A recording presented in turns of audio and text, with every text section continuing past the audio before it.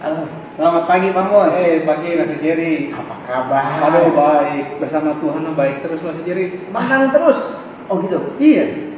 Saya jadi ingat satu lagu. Pak Mon ingat nggak lagu Ku Menang Ku Menang? Oh ingat aku itu mah. Gimana kalau kita Ayo, nyanyi kita nyanyi sekarang? aja, Ya. yuk. Ku menang bersama Yesus Tuhan. Ku menang di dalam peperangan. Ku menang atas segala setan. Haleluya, haleluya, ku menang. Ku menang bersama Yesus Tuhan. Ku menang di dalam peperangan. Ku menang atas segala setan. Haleluya, haleluya, ku menang. Ya, sama-sama dengan Tuhan kita selalu menang. Iya maksud ngomong soal aku menang, sebenarnya ada satu kisah di firman Tuhan yang bicara kalau bersama Tuhan, sekalipun ada tantangan yang berat, tapi kita bisa menang.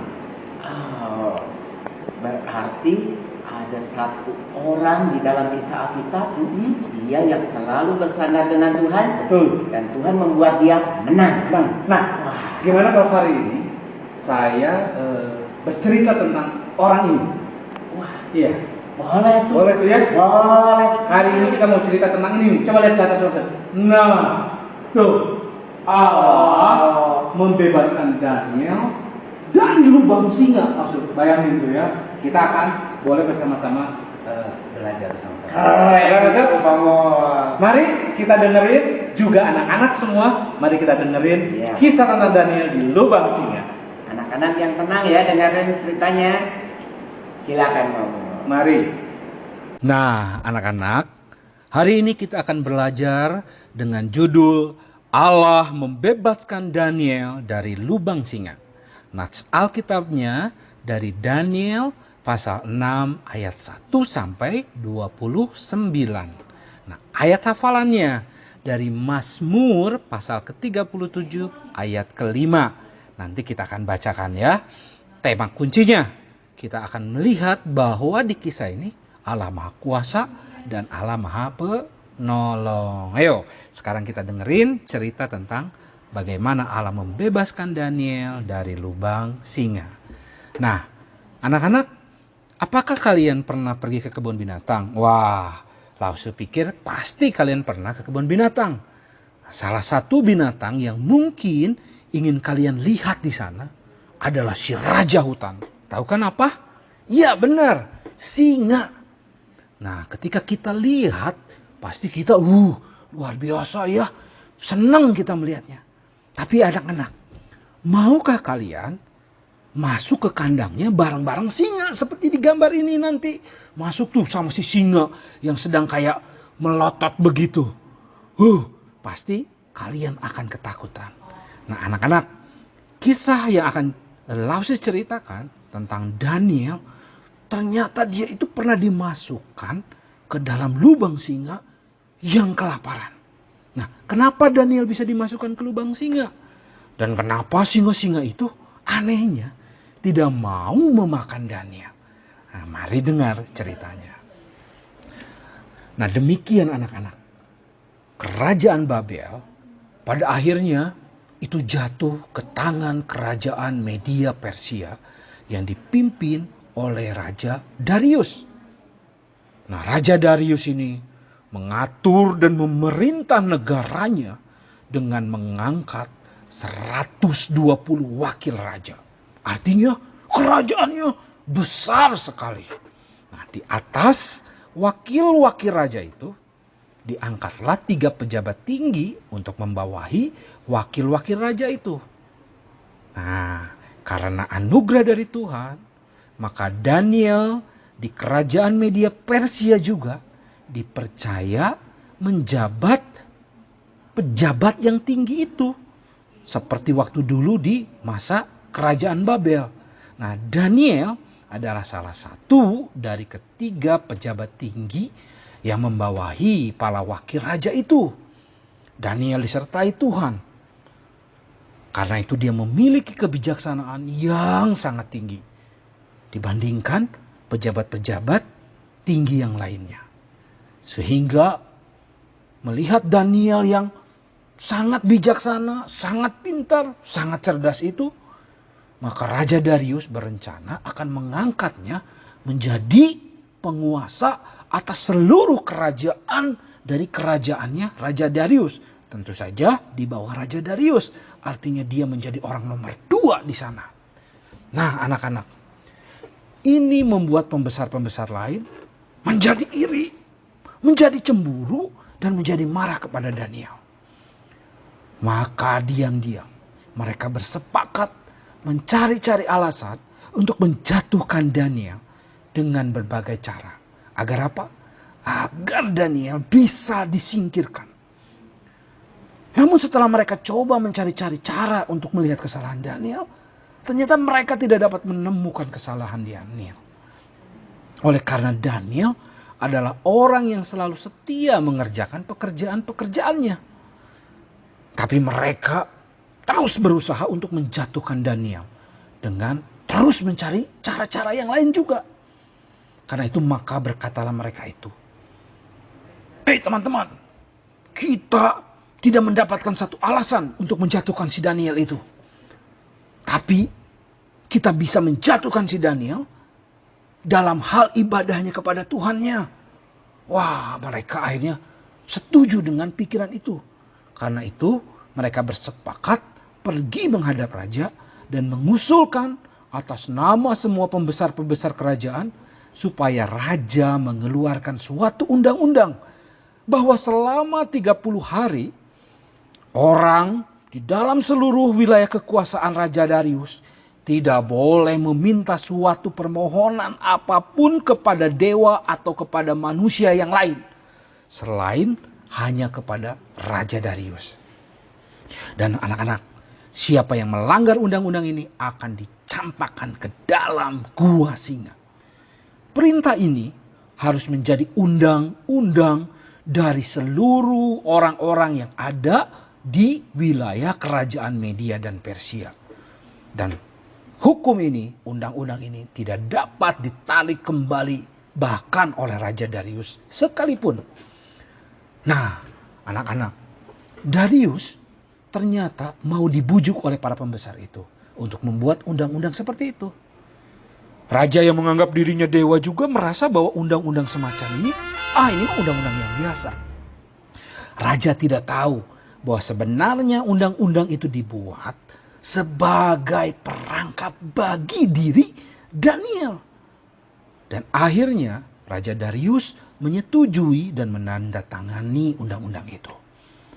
Nah, ketika Daniel mendengar adanya undang-undang seperti ini, pulanglah ia ke rumahnya. Apakah Daniel takut, anak-anak? Daniel sama sekali tidak takut. Daniel yang lebih takut kepada Allah daripada kepada hukum-hukum itu, daripada kepada manusia, daripada kepada raja-raja. Ia tetap memohon, dia tetap berdoa hanya kepada Allah saja. Menurut kebiasaannya. Tahu nggak anak-anak? Daniel itu setiap harinya dia berdoa kepada Tuhan itu 3 kali sehari di kamar atasnya yang ada di atas loteng rumahnya. Nah, kamar tersebut mempunyai jendela-jendela yang terbuka ke arah kota Yerusalem. Dan di sanalah biasanya ia meminta doa kepada Tuhan. Nah, anak-anak, kita lanjutkan. Sementara itu, orang-orang yang tidak suka pada Daniel terus mengawasi Daniel. Sehingga ketika Daniel tadi masuk ke kamarnya, pulang ke rumahnya, naik ke kamar atasnya untuk berdoa meminta kepada Allah, maka mereka segera-segera bergegas masuk dan mendapati Daniel ternyata sedang berdoa dan memohon kepada Allah. Nah, mendapati bukti itu, maka mereka pergi menceritakan kepada Raja Darius bahwa Daniel telah melanggar undang-undang. Mereka mempersalahkan Daniel. Mereka bilang bahwa Daniel tidak menghormati perintah raja, melawan kepada raja. Mendengar pengaduan tentang Daniel ini, maka Raja Darius menjadi sedih, anak-anak. Bahkan sampai jauh malam, Raja Darius itu mencari jalan untuk bagaimana menolong Daniel. Tetapi sekalipun dia raja, ternyata tidak ada hasilnya. Karena seperti tadi dibilang, undang-undang ini wajib dituruti oleh semua orang, bahkan oleh raja sekalipun. Akhirnya Raja Darius menyerah. Dengan sedih hati, dengan berat hati, dia memberikan perintah untuk melemparkan Daniel ke dalam gua singa. Tetapi tetap dalam hatinya dia berharap moga-moga Tuhannya Daniel memberi pertolongan kepada Daniel. Dan pada akhirnya Daniel ditangkap lalu dilemparkan ke dalam tempat singa-singa. Dan anak-anak harus tahu, singa-singa ini singa-singa yang sengaja dibuat lapar. Sehingga kalau ada orang masuk langsung disergap. Karena itu semalam-semalaman Raja Darius ini berdoa dan berpuasa. Dan dia tidak mau mendengarkan hiburan-hiburan musik. Semalaman Raja Darius tidak bisa tidur. Karena pikirannya terus memikirkan bagaimana kondisi Daniel. Aduh, seperti apa saat itu? Apakah Daniel sudah dimakan? Mengerikan sekali anak-anak. Karena itu Raja Darius tidak bisa tidur. Keesokan harinya, pagi-pagi benar, Raja Darius pergi cepat-cepat ke gua singa untuk melihat apa yang terjadi dengan Daniel. Lalu sampai di depan gua singa itu ia berseru, "Daniel, hamba Allah yang hidup. Allahmu yang kau sembah dengan tekun, apakah sudah melepaskan kamu dari singa-singa itu?" Nah, tiba-tiba hati Raja Darius menjadi gembira. Ternyata kenapa anak-anak? Ternyata Daniel bisa menjawab. Artinya apa? Daniel tidak dimakan singa. Daniel berkata bahwa Allah telah mengatupkan, tahu mengatupkan anak-anak, menutup mulut-mulut singa. Tuhan sedang mengirim malaikat untuk menjaga mulut singa agar tidak memakan atau menggigit Daniel. Sehingga Daniel dibebaskan dari hukuman di gua singa ini. Oleh karena apa? Terbukti Daniel yang setia pada Tuhan itu tidak berbuat salah. Dan kebalikannya anak-anak. Dengan segera Raja Darius memerintahkan untuk mengeluarkan Daniel dari gua itu. Dan karena undang-undang telah dituruti. Daniel telah dilemparkan kan ke gua singa. Tapi singa tidak mau makan dia. Sehingga tidak ada alasan lagi untuk mengeluarkan dia dari gua singa itu. Nah, dalam mukanya raja, maka raja menyuruh melemparkan para pembesar-pembesar yang jahat yang menuduh Daniel itu ke dalam gua singa. Baru saja mereka masuk ke dalam gua singa, itu anak-anak singa-singa cepat langsung menggigit dan bahkan memakan dengan segera orang-orang itu. Mengerikan sekali ya. Nah, anak-anak ingat nggak kisah tentang Sadrak, Mesak, dan Abednego minggu yang lalu? Sadrak, Mesak, dan Abednego diselamatkan Tuhan di dalam perapian yang menyala-nyala. Demikian juga di dalam kisah ini. Allah yang sama membebaskan Daniel dari gua singa dan memperlihatkan kekuasaannya kepada seluruh orang. Bahwa Tuhan kita, Tuhan yang maha menolong dan maha kuasa.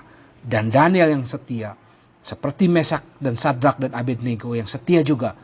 Orang-orang yang seperti ini, anak-anak Tuhan yang seperti ini, pasti akan ditolong oleh Tuhan. Demikian kisah anak-anak. Nah, gimana anak-anak? Cerita tentang Daniel sangat-sangat menarik bukan? Karena di dalamnya ada begitu banyak kebenaran yang kita bisa pelajari. Kebenaran apa saja sih? Nah, yang pertama, kita belajar di kisah ini tuh melihat bahwa ternyata Tuhan kita itu maha kuasa. Dan bukan hanya sekedar maha kuasa, Dia adalah Tuhan yang selalu menolong anak-anaknya. Coba perhatikan nih, bukankah Raja Darius itu berkuasa? Kerajaannya besar sekali.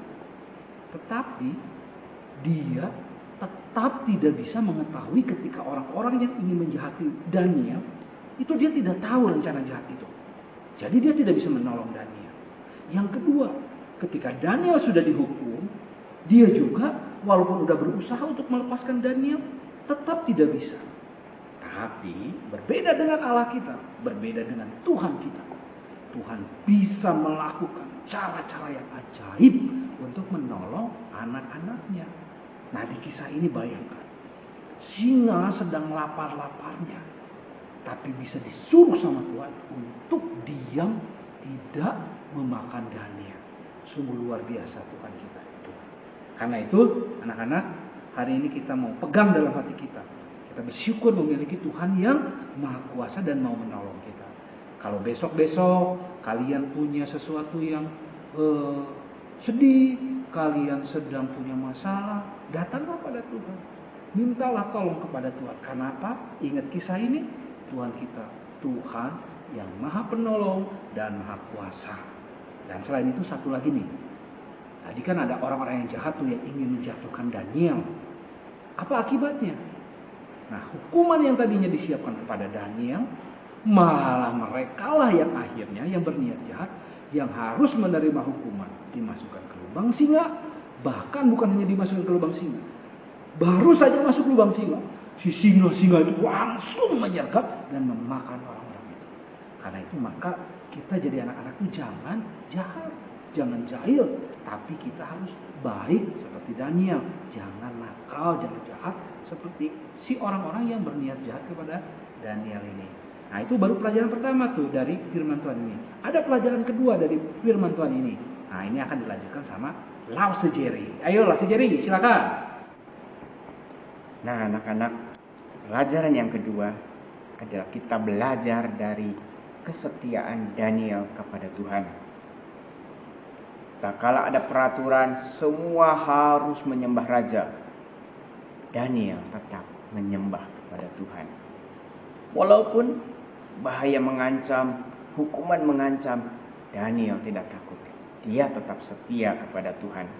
Sampai akhirnya dia dimasukkan ke dalam gua singa pun dia tetap setia kepada Tuhan. Tidak pernah terpengaruh. Dan terakhir dia dikeluarkan dari gua singa, malah jabatannya menjadi naik. Sungguh kesetiaan Daniel memuliakan nama Tuhan. Anak-anak, seringkali gangguan di antara kita mengganggu kita. Contohnya, kalau waktu ulangan, teman-teman nyontek. Tapi anak-anak Tuhan tidak boleh ikut-ikutan. Kalau lagi ibadah sekolah minggu, ada teman-teman yang tidak mau nyanyi. Ada teman-teman yang ngobrol. Ada teman-teman juga yang mengganggu teman yang lain. Sebagai anak-anak Tuhan yang baik, tidak boleh seperti itu. Tidak ikut-ikutan. Tetapi kita harus menghormati Tuhan. Kita harus beribadah dengan baik. Siap beribadah dengan baik? Kita lakukan. Wah, sungguh cerita yang menarik ya Jerry ya. Betul. Ini satu sikap yang harus kita teladani. Benar-benar. Ya, anak-anak juga harus bisa meneladani juga harus seperti Daniel ya. Ya. Begitu. Kalau kita setia sama Tuhan, pasti Tuhan berikan kemenangan kepada kita. Nah, minggu depan di Alkitab itu masih banyak cerita-cerita yang menarik. Minggu depan anak-anak semua terus ikuti kisah-kisah di firman Tuhan ya. Betul, betul. Nah, sekarang lain kali kamu bisa cerita lagi ya. Oh, pasti buat anak-anak semua kita cerita lagi yang menarik-menarik tentang kebenaran firman Tuhan. Nah, sekarang kita nyanyi lagu yang tadi, Ku Menang bersama Yesus Tuhan. Iya.